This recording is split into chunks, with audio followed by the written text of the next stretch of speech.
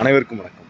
அன்பார்ந்த உழைக்கும் மக்களே, நண்பர்களே, தோழர்களே, ஜனநாயக சக்திகளே, கடந்த 8ஆம் தேதி காலை ஆகாஷ் டெலிசன் என்ற ஒரு இளைஞரை மானாமதுரை திருப்புவனம் போலீஸ் இணைந்து லாக்அப் படுகொலையை நிகழ்த்தியுள்ளது. இதைத் தொடர்ந்து மானாமதுரையில் ஒட்டுமொத்த மக்களும் களத்தில் 4 வழிச்சாலையை மறைத்து போராட்டத்தை நடத்தி வருகிறார்கள். தொடர்ந்து அந்த போராட்டம் இன்று 4வது நாளாக நீடிச்சுக்கிட்டு இருக்குது. உண்மையில் என்ன பிரச்சனை நடந்தது அப்படின்னா அந்த பிரச்சனைக்கு என்ன செய்திருக்க வேண்டும், ஆனால் போலீஸ் ஏன் இப்படி செய்கிறது அப்படிங்கிறதெல்லாம் இன்னைக்கு ஒரு மிக முக்கியமான விஷயமாக இருக்கிறது. ஏனென்றால் அந்த ஆகாஷ் டெலிசன் என்ற இளைஞரும் இன்னொரு இளைஞரும் சேர்ந்து ஒரு 2 பேர்த்தை வெட்டி விட்டார்கள். அதனால் அவங்கள நாங்கள் கைது செய்கிறோம் அப்படின்னு சொல்லி பொதுவாக காவல்துறை பல இடங்களில் அறிவித்தாங்க. செய்திகளில் பத்திரிகை செய்திகளாக வெளியிட்டாங்க. ஆனால் அப்படி ஏதோ ஒரு அடித்தடி மோதலாக இருந்தால் கூட அதில் கைது செய்யப்பட்ட நபர் என்ன செய்யப்பட்டிருக்க வேண்டும், அவரை முறையாக நீதிமன்றத்தில் நிறுத்தி அவரை இப்போ தண்டனை வாங்கி கொடுத்து இல்லை சிறையில் அடைச்சிருக்கணும், ஏதோ நடந்திருக்கணும். ஆனால் அந்த இளைஞரை அடித்தே கொன்றுள்ளார்கள், காலை உடைத்துள்ளார்கள்.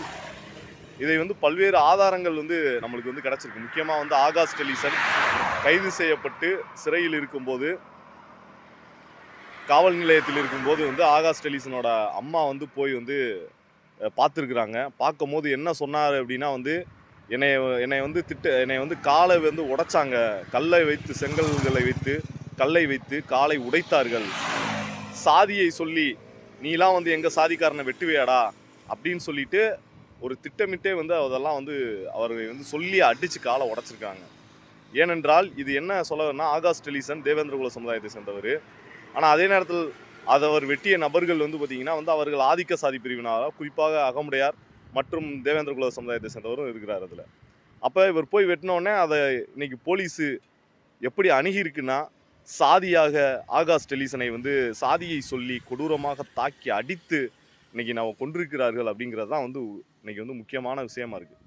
அப்போ இதை கண்டித்து தொடர்ச்சியாக போராட்டங்கள் நடத்திட்டு இருக்கிறாங்க. இதுநாள் வரைக்கும், அதாவது போலீஸ் ஆய்வாளர், குறிப்பாக திருப்புவனம் போலீஸ் ஆய்வாளர் திலீபன் சொல்கிறாங்க, அந்த ஆள் தான் முக்கியமாக சாதி வெறியோடையும் இந்த விஷயங்களை செய்வதற்கு முக்கியமான காரணமாக இருந்திருக்காரு. அதே மாதிரி மானாமதுரை சார்பு ஆய்வாளர் குகன், இந்த 2 பேரும் சேர்ந்துக்கிட்டு சட்டவிரோத போலீஸ் படையை வைத்து அடித்து அவரை கொண்டிருக்கிறாங்க அப்படிங்கிறது தான். ஏற்கனவே திருப்புவனம் அஜித்குமார் லாக்அப் படுகொலையிலேயே சட்டவிரோத போலீஸ் படையெல்லாம் நாங்கள் கலைச்சிட்டோம் அப்படின்னு சொல்லி சொன்னாங்க.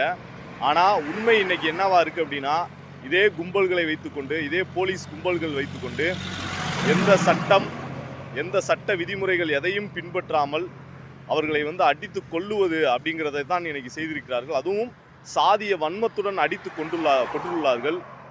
ஆகவே ஆகாஷ் டெலிசனை படுகொலை செய்த போலீஸார் அனைவரின் மீதும் வழக்கு பதிவு செய்யணும். இன்றைக்கி கூட பார்த்திங்கன்னா நீதிமன்றத்தில் விசாரணைக்கு வருது இந்த வழக்கு. அங்கே போஸ்ட்மார்டம் ரிப்போர்ட்டை வச்சு பேச போகிறாங்க. மக்களினுடைய கோரிக்கை என்ன அப்படின்னா, உண்மையில் ஆகாஷ் டெலிசன் திட்டமிட்டே அடித்து கொல்லப்பட்டார், சாதிய வன்மத்துடன் அடித்து கொல்லப்பட்டார் அப்படிங்கிறதா முக்கியமான விஷயமா இருக்குது. இதே போலீஸு நாங்குநேரியில் மறவர் சாதி வெறியர்கள் திட்டமிட்டு ஒரு எல்லா சாதி மக்கள் இருக்கக்கூடிய இடத்துல தாக்குதல் நடத்தினார்கள். அவர்கள் மீது ஒரு கை கூட படலை. அவர்கள் முகத்தை மூடி இன்னைக்கு கொண்டு போய் ஒப்படைச்சிருக்கிறார்கள். இப்போ யாரை இவர்கள் தாக்குகிறார்கள் அப்படின்னா, அது ஒடுக்கப்பட்ட மக்கள் பிரிவை சேர்ந்தவர்கள். இந்த மாதிரி யார் இவர்களை அடித்தா யார் கேள்வி கேட்பா அப்படின்னு சொல்லக்கூடிய நபர்களை தான் இவர்கள் திட்டமிட்டே தாக்குகிறார்கள்.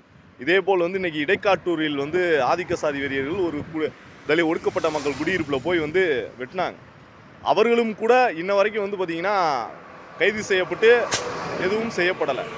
அப்போ இவர்கள் யாரை சட்டத்தை மீறி செய்கிறார்கள், யாருக்கு சட்டத்தை அமல்படுத்துகிறார்கள்ன்றதே இன்றைக்கி ஒரு பெரிய முக்கியமான விஷயமா இருக்குது. அப்போ இன்றைக்கி இவர் மேலே ஒரு தப்பு இருந்தால் கூட நீங்கள் ஏன் அதை விசாரணை பண்ணி நீ போய் கோர்ட்டில் நிறுத்த வேண்டியதானே, உனக்கு யார் கொல்றதுக்கு உரிமையை கொடுத்தா அப்படின்னு தான் எல்லா மக்களும் கேட்குறாங்க. அதை தான் நம்மளும் கேட்குறோம். அப்போ போலீஸு குண்டற்படையை வைத்துக்கொண்டு போலீஸ் குண்டற்படையாக செயல்பட்டு இன்றைக்கி அடித்து கொண்டுள்ளது. அதுக்கு சிறப்பு படை, லொட்டு லொசுக்குன்னு எல்லா படையும் வச்சுக்கிட்டு இன்றைக்கி இந்த வேலைகளை செய்திருக்கிறார்கள்.